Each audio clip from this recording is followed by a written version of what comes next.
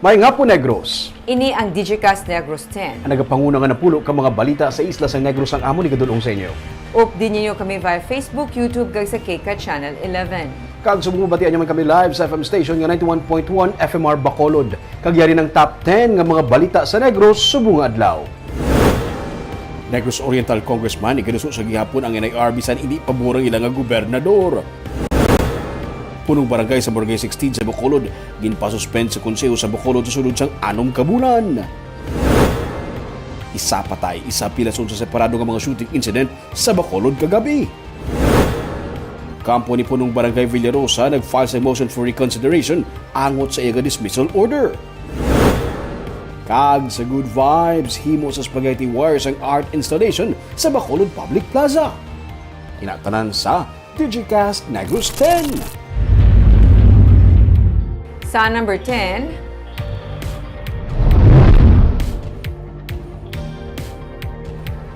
motion for reconsideration sa dismissal order kay punong barangay Noli Villarosa ang na-file na sang iyang abogado sa Office of the Ombudsman for the Visayas. Ginakwasyon ni Attorney Cesar Distrito nga karon nagaserbe abogado ni punong barangay Noli Villarosa sang Tangub kung nga nag-issue sang dismissal order ang Office of the Ombudsman for the Visayas batok sa punong barangay bisan pa na-dismiss na sadto ang kaso nga simple misconduct may kangtanan sa reklamo nga ginpasaka sang retired teacher nga si June Medalla. Gani nagpadulong siya sa talatapan sang Ombudsman for the Visayas kag nag-file sang motion sunod kay distrito kabahin sang street lot ang portion sang pader nga ginguba sang barangay sa Ramilo Drive sang ginpatuman ang road clearing operation sang Agosto 2019. Nakabato naman sang financial assistance pati ang caretaker sang compound sa pamilya Medalla nga gindemolish man sang barangay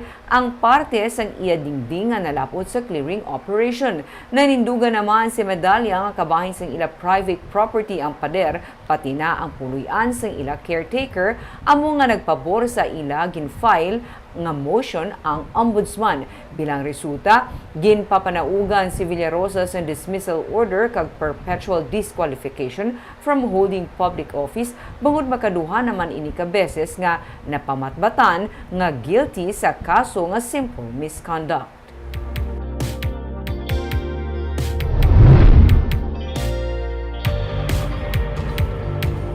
Sa number 9, aprobado na sa konseho ang 3.2 billion pesos ng annual budget sa syudad sa Bacolod para sa 2023. Halos parehos lang ang annual budget sa syudad sa 2023 sunod sa kay Councilor Thady Saison kung ikumparar sa 2022 nga budget.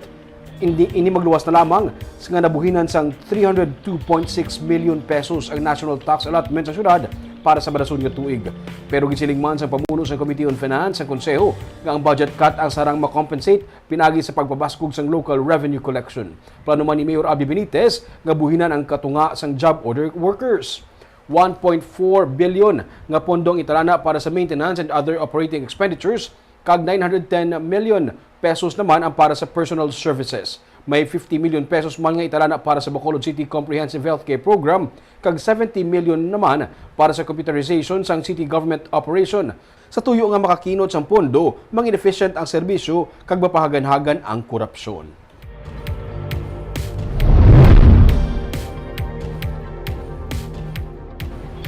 Sa number 8, confirmed the cholera cases sa Negros Occidental ang nadugangan kag ini ang nagdangat sa 67. Sa December 4 nga report ng Provincial Health Office, syudad sa Talisay sa gihapon ang nagapanguna nga may 23 ka kaso. 21 naman ang cholera cases ang silay nga may isa ka patay kag 14 ang iya sing Ibi Magalona nga may isa man kapatay. Tig-tatlo naman ang cholera cases ang Victorias kag Cadiz.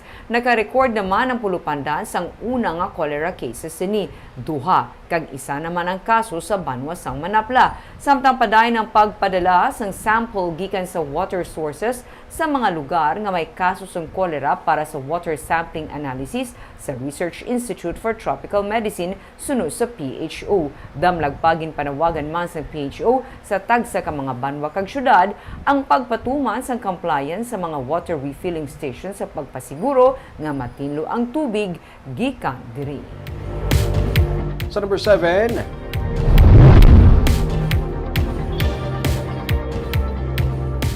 pagkatumba sa truck nga puno sang karga nga tubo. Nakuhaan sa video, himamaylan PNP hugot nga magabantay kag mangdakop sa mga overloaded nga mga truck.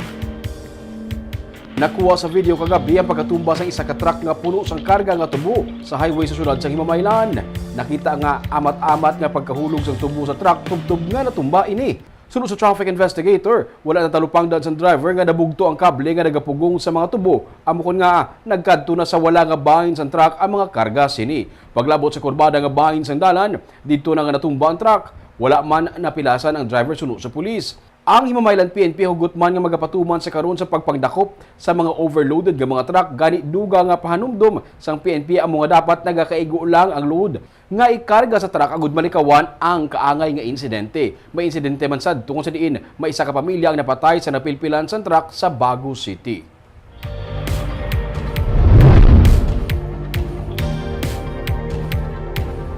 Sa number 6, assets sang military intelligence ang pilason sa pagpaniro sa La Libertad sa Negros Oriental.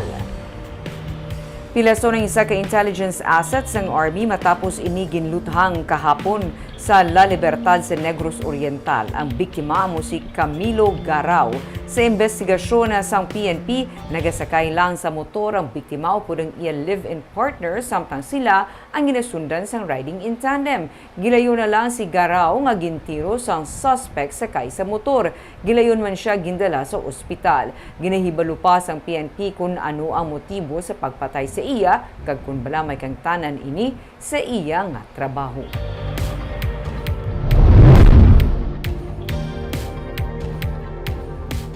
Sa number 5, isa patay sa pilason sa separado nga mga insidente sa pagpaniro sa Bacolod City sang kagabi. Patay ang 39 anyos nga si Ivan Magbanwa matapos iniginluthang kagabi sa Henrietta Village sa Barangay Singkang Airport. Sa investigasyon ng PNP, ginsundan sa motorcycle riding suspect ang biktima nga sakay sa iyang salakyan kag didto na siya ginpaarakan sang lupok. Patay si Magbanwa samtang nakaluwas naman ang iya siniupod nga driver. Sunod sa kay Major Jory Puerto, hepe sa Police Station 8, may kliyente ang security agency ni Magbanwa nga may konflikto mismo sa sulod sa ilang kumpanya kami napahalin nga incorporator. Posible na ulamid sa away si Magbanwa sunod sa pulis kag siya ang nagabato nga daan sa pagpamahog. Parayon karon ang investigasyon sa PNP sa among nga kaso.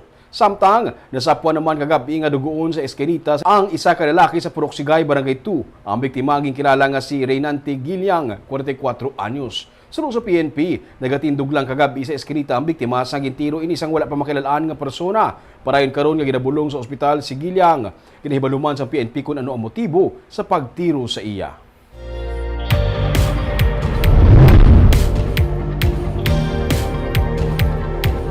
Sa number 4, sa Lunes magasugod ang resumption sang voters registration. Comelec Bacolod ang nagapaabot sang pagdagsa sang mga magaparehistro.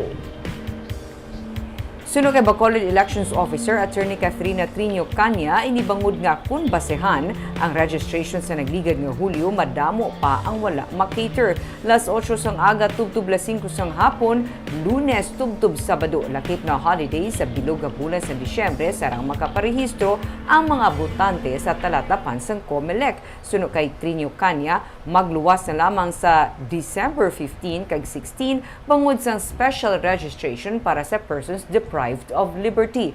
December 17, bangod may special registration man sa Barangay Estefania. Kag December 24, 26 kag 31. Sirado ang Comelec Bacolod sa among mga adlaw. Sa bulan naman sang Enero may nakaschedule na nga mga satellite registration suno kay Kanya. Magdala dapat sang valid ID. Sa 15 to 19 years old naman, magdala sang birth certificate o kon baptismal certificate. Lakip na mga photocopy sinisuno kay Trinio Canya. Sa mga mag-a-apply naman para sa reactivation, sara nga magpadala sang accomplished form kag valid ID sa email sang Comelec Bacolod, bacolodcity@comelec.gov.ph. Ginayo lang nga kompletuhon na mag-abot magparehistro. Before magparehistro, may dala lang valid ID, nakabutang nila ang ilang address din sa nag-star sa Bacolod.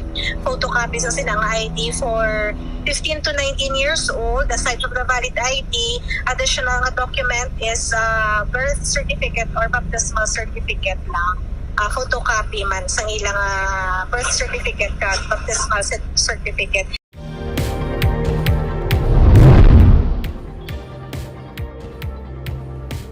Sa number 3, iban man sa Bacolod ang mga poultry products gikan sa mga lugar nga may kaso sa bird flu na lakip na ang isla sang Panay kag Guimaras.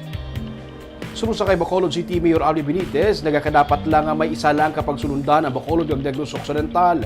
Gani kung ginban sa Negros Occidental ang poultry products gikan sa Luzon, Mindanao, Panay kag Guimaras, inang ipatuman man sa Bacolod. Ini para mapangapinan man ang poultry industry sa Negros. Sa Roa City, sa Capiz, na-detect ang unang kaso sa bird flu sa Western Visayas. Sa executive order kag ipagwa ni Governor Eugenio Jose Lacson, magluwas sa live domestic kag wild birds gikan sa Luzon, Mindanao, Panay kag Guimaras, nalakip sa total ban sa pagsulod sa Negros Occidental ang mga nagapangitlog nga mga manok kag ila sini nga mga produkto kasubong sang table eggs kag manure. We will, as I've always said before, that whatever the province does, it doesn't make sense that the city will not follow. So vice versa, we should always just cooperate with each other. It's been a joint executive order, just like how we did it with ASF. Okay. So we will follow the same. Sa number 2,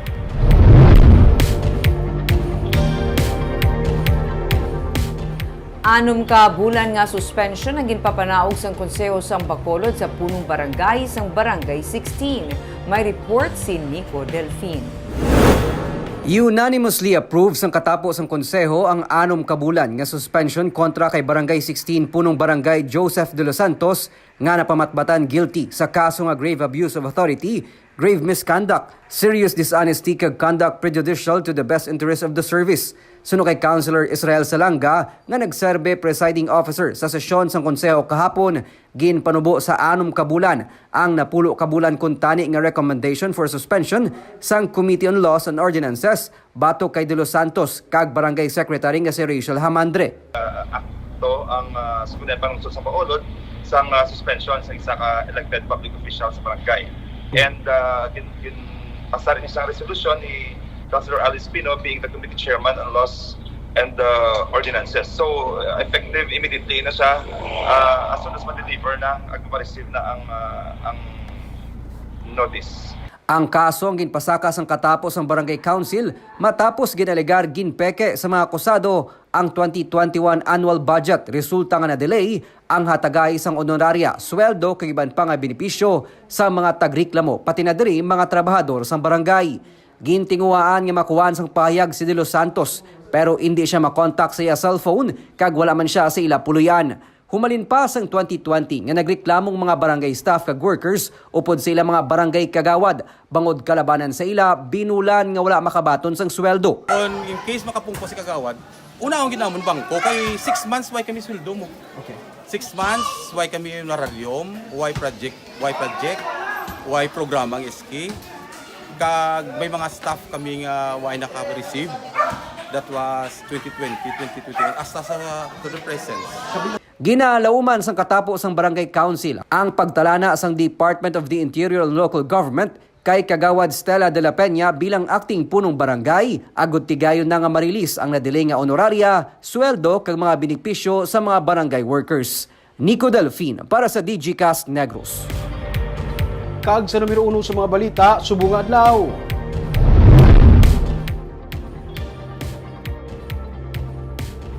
Tatlo ka mga kongresista sa Negros Oriental ang padayon sa gyapon nga magasuporta sa pagbalik sa Negros Island Region. Inibisan pa nga hindi na inisuportado ni Governor Ruel Digamo. Pagluso para sa pagtukod sa Negros Island Region ang magapadayon ining sulod sa tatlo ka mga mamamalidha sa Negros Oriental sa tunga sang hindi pagpabor sini ni Governor Ruel Digamo. Sulod sa kay Negros Oriental 3rd District Representative Arnolfo Teves Jr., hindi man lawmaker si Digamo gani wala sang bearing ang nangin pahayag sini. Kinahanglan ang pagdihon suno sa iya sa isa ka layi para mapatukod ang NIR. Mahimo nga ginapamatukan ni Digamo ang NIR suno sa kay Teves bangod may kakulang siya sa ihibalo. Suno naman sa kay 2nd District Representative Manuel Sagarbarria, yara na sa gobernador kung ano ang iyang panindugan sa NIR. Pero kalabanan sa mga kongresista sa Isla San Negros, ang labing nagatingwa paagi sa pagpasar sang layi para matuga ang Negros Island Region. Nagapati sila suno sa kay Sagarbarria nga ini ang magadala sang duga nga pagtinad sa isla. Ginarespeto naman nila ang tagsa kapanindugan angot sa NIR. Ginalauman naman ni 1st District Representative Jocelyn Lim Kaichung nga makitaan ni Governor Digamo ang wisdom sa among hagna kagang tinutuyo sini nga para sa interes man sa mga pumuluyo. Sunod sa Kilim Kaichung, magluwas nga mas mapalapit ang serbisyo sa mga pumuluyo sa probinsya, ang pagtugas ng NIR magahatag man sa mas madamo nga employment opportunities sa mga Negrense. Ang tatlo ka mga co-authors ang hagnaang nagaduso sa pagtugas ng Region 6B nga pagatapuan sang Negros Occidental, kag Oriental, kag Siquijor. Sunod sa ila, may panawagan gikan sa ilang mga constituents para sa NIR. Ang cultural differences, isa sa mga rason nga gitudlo ni Digamo kung nga hindi siya luyag nga ibalik ang NIR. Hindi man siya lawmaker. Maski ano pa yung balya, wala man bearing. Di ba the NIR will be crafted by a law? Well, that is his prerogative, but most of us congressmen in the island of Negros are working very hard to through legislation having creating the Negros Island region. So we believe it is much better. We believe it can bring more progress to the island.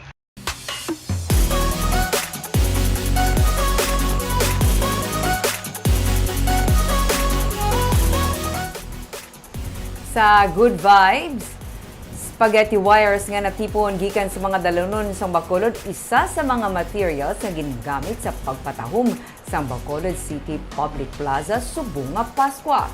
May report si Romeo Subaldo.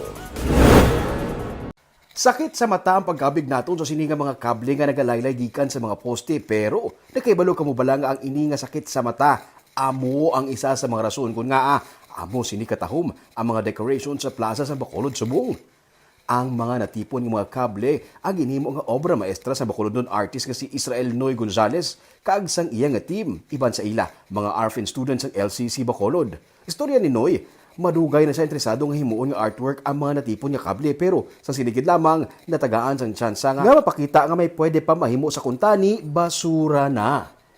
Kung paano naman i-apply ang creativity, showcase naman ng among artistry, pagi sa pag-reuse, sa recycle, kag resourcefulness sa materials, makatransform kami into an art form.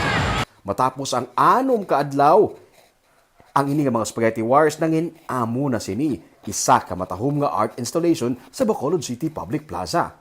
Pinaagi sa weaving o kung napag-connect sa mga kable, nangin posible ang isa ka matahom nga artwork, bagay nga suno sa kaynoy, simbolismo sa ilang nga proyekto, nga kung ang tanan nagabinuligay, may matahom nga resulta. Ang wisdom sa weaving nga kung gaog yun tatanan, kag matagig tatanan, makakreate something structure. So namin siya nga symbolism lang inatawag nga ang wire is connection, interconnected tatanan, isa tatanan kahugna. Ang pagbatahom sa isa ka bagay, wala na siya nagasandig sa kamahalon niya, sa presyo niya, sa price tag niya, or kung ano na. Si Noy ang isa ka sculptor, kang luyag niya nga ipaambit sa iban ang ihibalo, kay basi mangin palangabuyan pa inis ang iban. Masunod din lang i-introduce sa syudad ang mga eco bags para mapahagan-hagan ang paggamit sa plastic sa syudad.